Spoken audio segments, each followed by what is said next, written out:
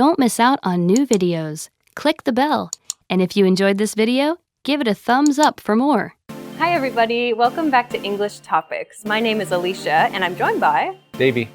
Hi Davey. So today our topic is going to be how to start a conversation in English. So both of us have tried to prepare a few tips that might help you as you try to start conversations in your English language studies. So let's begin. You want to start first again? Oh, okay. I'll start. I can start first. I'll start. Okay. I'll Okay, start. go first. We're giving tips on how to start a conversation. I will start today.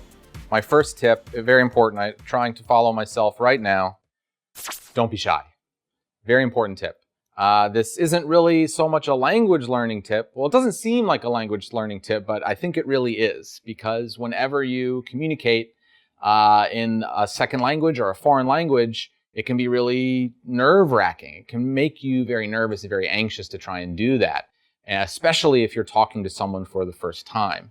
And so the first thing is just to remind yourself that it's not a big deal and to not be shy and be confident. And if you can maintain that attitude as you begin to talk to someone, it will be much easier, I think. I agree. Or even, like you say, even if you are shy, just pretend that you're not shy. That's a good tip. You know, it's like, even if you can just pretend just for a few minutes just to start the conversation or to continue a conversation a little bit, it can be good, even if you feel shy.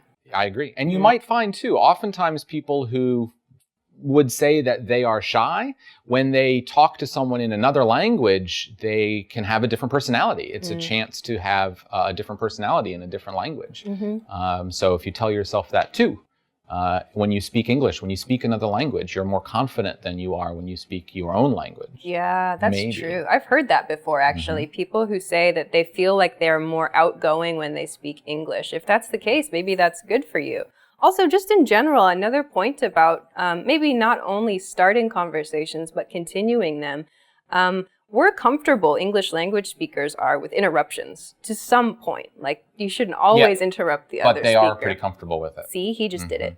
So we're very comfortable with it. So you don't need to wait for an invitation to speak in a conversation. You can just join in, or maybe agree with the person who's speaking or disagree with the person who's speaking as a way to join a conversation that's already in progress. Yeah, nice one. That's a good one. Okay, I will share a tip.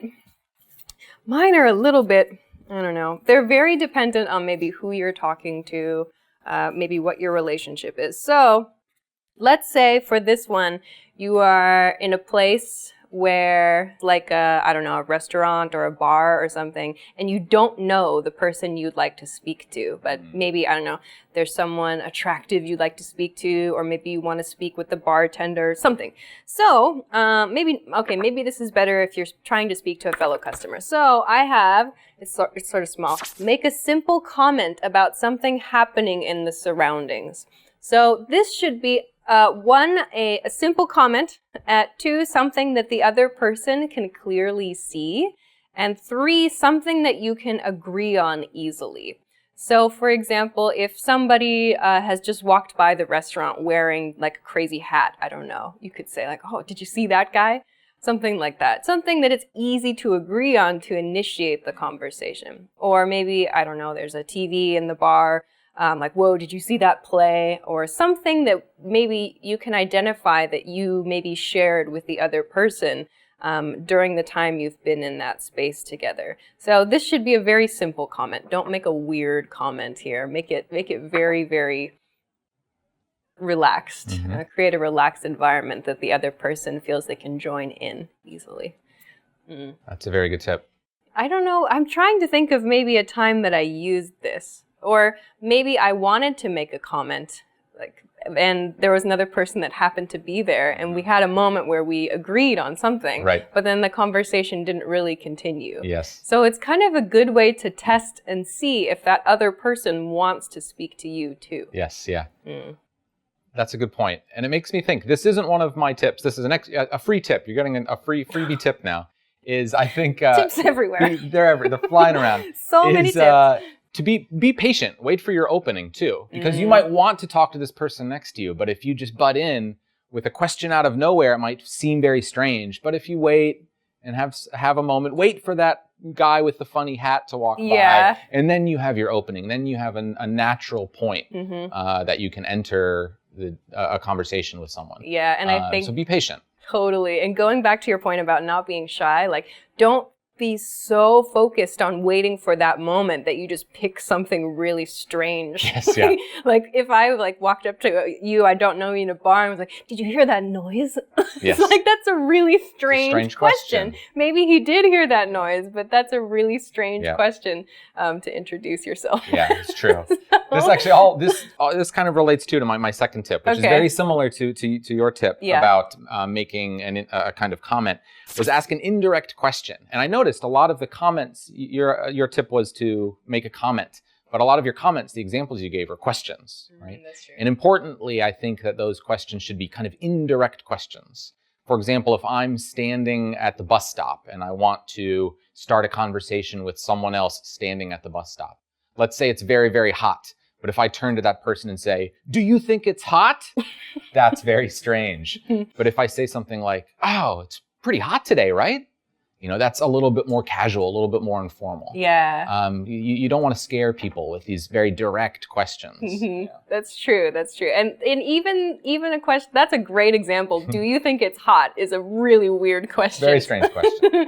But again, keeping or giving people that opportunity to agree with you. Like you're throwing a little opinion out there. It's hot, right?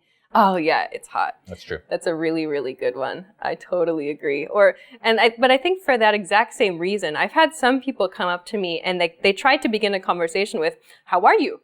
And I'm like, that's an introduction that you use for people that you already know. Yes. So don't try to start a conversation with, "How are you?" It sounds too familiar and it's a little confusing to the person. Strangers don't always want to tell you how they are. That's true. What if I'm bad? I don't want to tell you. What if I feel bad that day? Yeah. So don't use "How are you?" to introduce yourself. Nice one. Okay. What do you have next? Actually, okay, maybe this is somewhat related to the one you just mentioned. Okay. This is maybe in a party or a social event situation. I have energetically introduce yourself and ask a question about where you are.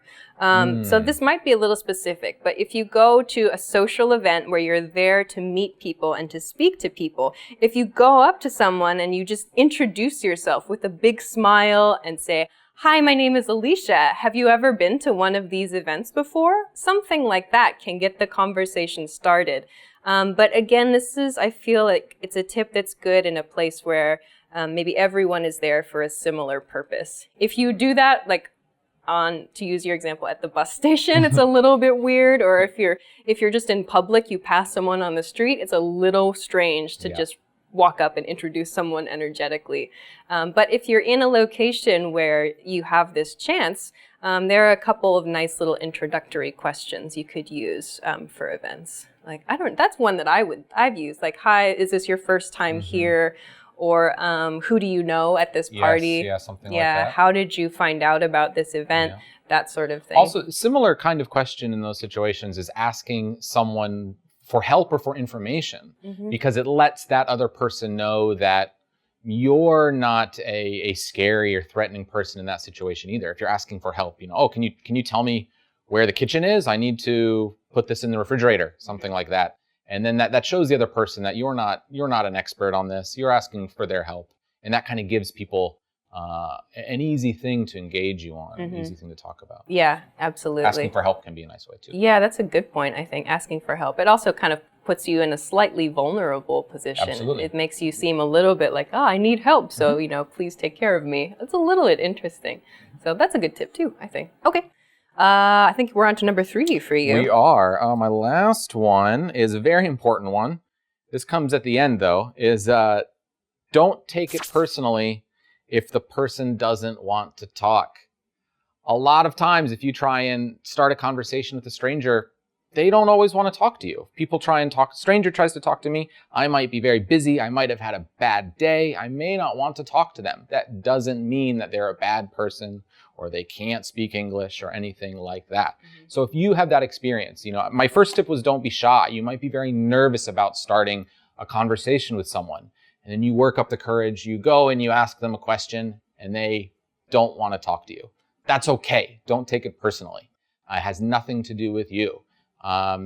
You can find someone else to talk to. That's true. That's true. And I think that's especially important because especially depending on the culture that you're from, you might have heard like, oh, English speakers, particularly Americans, are so friendly or so outgoing.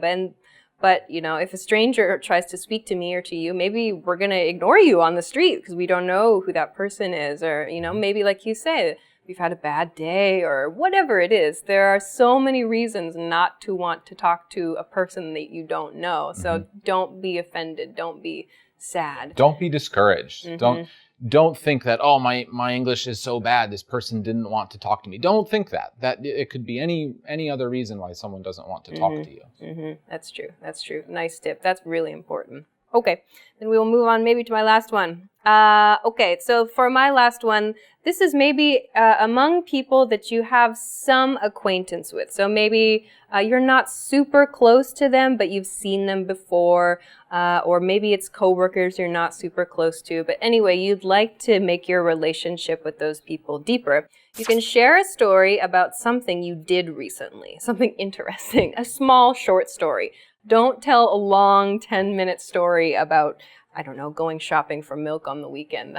That's boring. But something interesting that you did relatively recently that maybe they can find something of interest or something of value in. So maybe you found a new restaurant that was good. Maybe you went to a concert and that was exciting. Maybe you met someone interesting. So if there's something that you can share about yourself that the other person might find valuable, that's a good way to initiate conversation. Yeah. So. On that point, if I can add another free tip. Oh my gosh. On that note, it made me think. You spoke earlier about being vulnerable. Asking for help can show that you're vulnerable.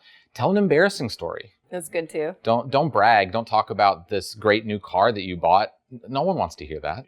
Talk about how you lost your car keys immediately after you bought your new car. Tell an embarrassing story. Tell something that will make the person laugh and will make you be vulnerable and look like a normal person. That's true. That's true. Like telling, actually, that's a good strategy. It's called self-deprecation. So it means to make yourself look bad or to put yourself in a lower status, a lower position. And it can be very effective for making friends and like making people laugh. I totally do this. It's actually a lot of fun. When you think about it, like a story about something bad happening is oftentimes more interesting than a story about something good happening. That's true. So all the best comedies are about terrible things happening. Yeah. So if you have something like like you lost your car keys or you had some kind of funny episode where maybe you don't look like the hero of the story, that's a really good one to share. Have you had anything happen to you recently? Oh my gosh. I probably have. I lost my bag. I just came back from traveling in Europe and my bag got lost between Dubai airport and Tokyo airport. Oh, no. And so my bag didn't arrive. So I had to go 2 days without any of my clothes or anything. And then when I finally got my bag, I was like, yay, I got it from the delivery guy. I was so happy. I opened it up and then like my sunscreen had exploded inside my bag. I was like, at least I have my objects. I have my clothes and things. And they won't get sunburned. Exactly. Now I won't sunburn any of my clothes. So yeah. So I mean, it's like a small relatable, that moped, small relatable story. That maybe someone else can identify, like, oh, that happened to me one time, and then the conversation rolls from there. So nice tip, nice tip. Okay, are you out of free tips? Are those all your free tips? That's all for today. For conversation starters? That's all I get today. We can't continue this conversation. That's a different subject. All right. Well, we'll finish there for today. Thanks very much for joining us for this episode of English Topics. Davey, thanks very much for joining us. Thank you for having me. If you liked this video, please make sure to hit the like button and subscribe to our channel as well. Also, if you want to find more content like this, please make sure to check us out at EnglishClass101.com. If you have any ideas for how to start a conversation that you use, please make sure to leave it in a comment too so we can check it out. Thanks very much for watching this episode, and we'll see you again soon. Bye. Bye.